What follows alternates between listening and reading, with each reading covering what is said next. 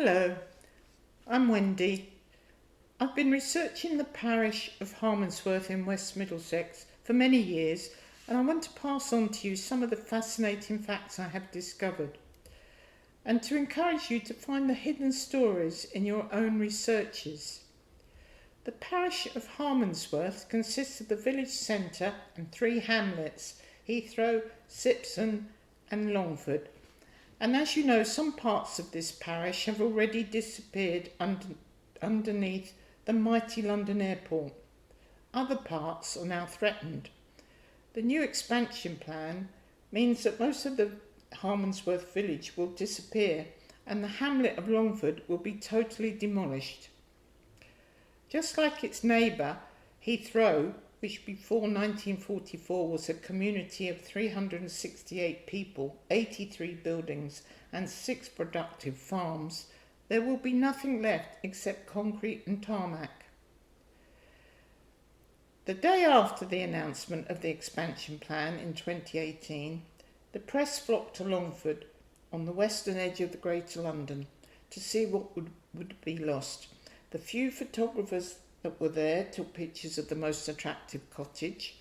This former farmhouse had stood for 300 years, but it did not have a thatched roof until it became a private residence in 1976.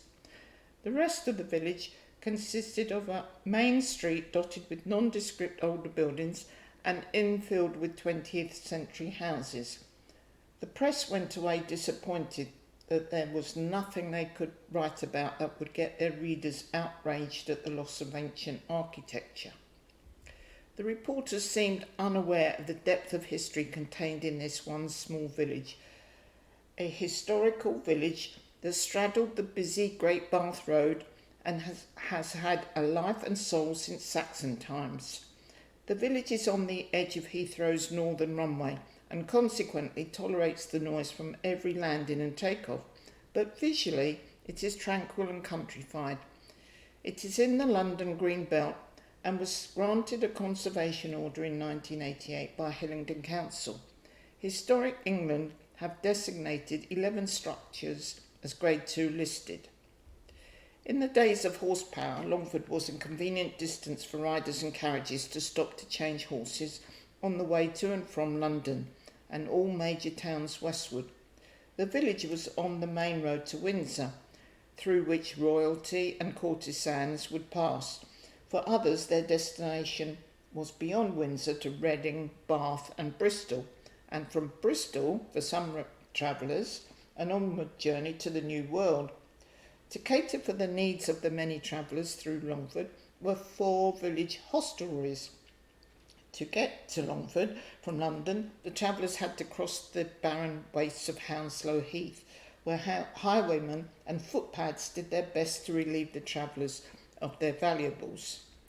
Longford is a mile away from the centre of the parish of Hounslow and had little local governance in the form of a lord of the manor or a vicar, and therefore was an ideal base for non-conformists.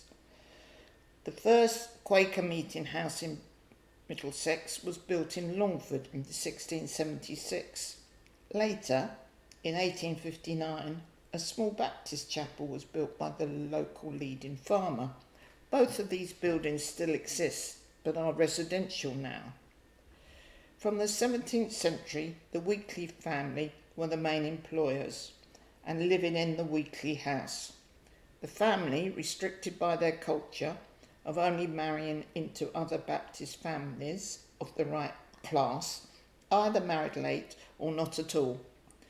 Consequently, they ran out of sons to inherit the land, and the farm eventually passed to their close relatives, the Wilds. The Wild family continued to farm in and around the village until 1948, when the last of their farmland was requisitioned for the airport.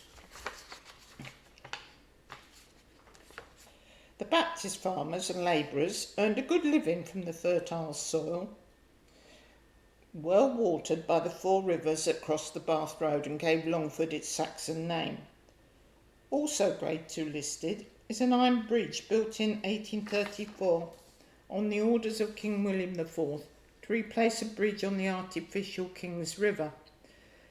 This 12-mile-long river was cut on the orders of Charles I to take water from the Colne River to Hampton Court to improve the water flow to the fountains.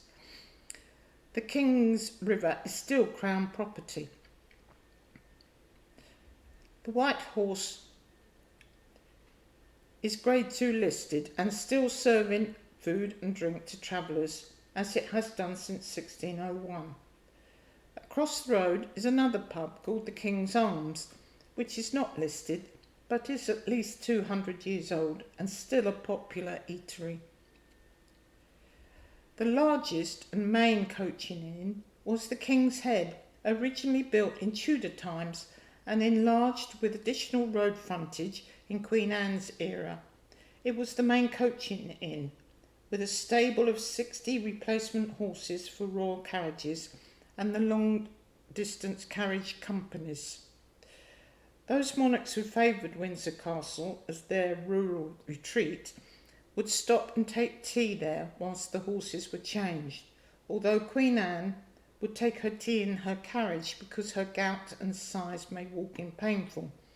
Queen Victoria's visit stopped in 1842 when Prince Albert persuaded her to try travelling by train in a specially fitted carriage to Slough and then to Windsor. The Peggy Bedford, which is associated with many tales of highwaymen, thieves and scandals, was universally known by the name of its long-term licensee. When a bypass was built to reroute the Bath Road, the A4, more directly to Slough and Windsor, a new Peggy Bedford was built on the apex of the old and new routes, and the old pub became residential. Sadly, there was a fire in 1934 and the front part was lost.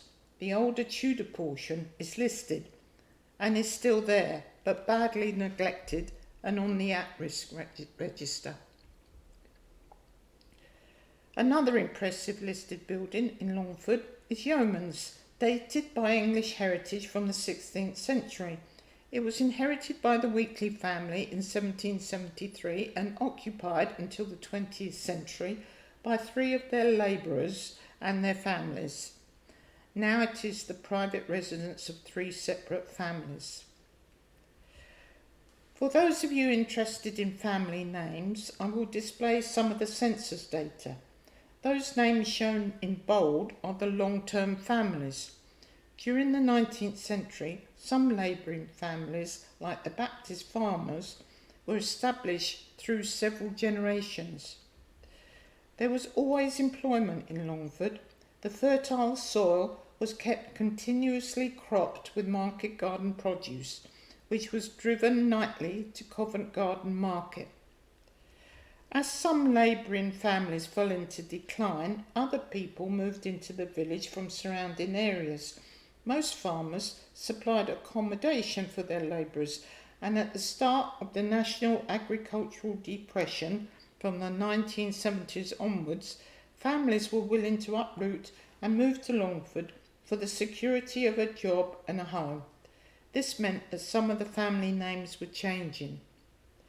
However, once established, these new families remained and can be seen in subsequent census records. Some labourers moved in as single men and married girls from the community and stayed to raise their families in Longford. It was about this time that the dominant family, Weekly, ran out of sons and their land passed to their nephews, the Wilds. After the First World War, many of the returning heroes declined to work in similar muddy fields to those they had fought over in France. They opted to work in cleaner factories and moved to one of the many housing estates that grew up in West Middlesex between the wars. The location ties were broken, and when Heathrow Airport was built at the end of the Second World War, the land disappeared. The families who then moved into the village were associated with the airport. The first commandant lived in the remains of the old Peggy Bedford pub and called it the Tudor House. One Harmondsworth family moved into the Weekly house, restored its bomb-damaged roof and made it into a family home. Their dedication preserved it for the future, but other old farmhouses were beyond recovery and demolished to make way for new housing. Since the 1950s, the threat of further airport expansion has hung over the village and blighted it for long-term residents. But those people that remained or grew up in the village still remember it fondly. There is no through route through the village now, except for buses. Many people travel to and from the airport without knowing it exists, but those who live there value its serenity, its verdant gardens and peaceful rivers, and its links with past historical events. The villagers of long ago saw history pass before their windows. They saw William of Orange's army marching on London to oust James II and claim the throne. They saw soldiers in full ceremonial uniform marching from their barracks at Windsor to London. They saw royal funeral corteges and royal honeymooners. They saw highwaymen pursued by Bow Street runners, an experimental steam-driven horseless carriage, the early use of bicycles, pioneering aircraft developed on Hounslow Heath, and they saw desperate itinerant paupers die in ditches. This might have been a farming community, but the Great Bath Road was its theatre.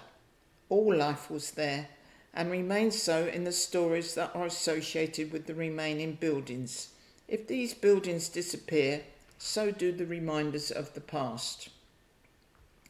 This is why I have written about the lives of the villagers and the stories behind the buildings, as a record for the present and a memorial to Longford if it succumbs to the bulldozers. The reporters who visited Longford in 2018 gave Longford a cursory dismissive glance, but had they delved deeper and looked behind the facade of the buildings, they would have found a rich source of social and family history. I hope this talk has convinced you that whether you are interested in family history or local history or both, it is important to look beyond the visual appearance. Using Ancestry or Find My Past gives us the facts, but the real stories are in the archives or in contemporary newspapers. I urge you to look beyond the obvious in order to find the hidden stories of your ancestors.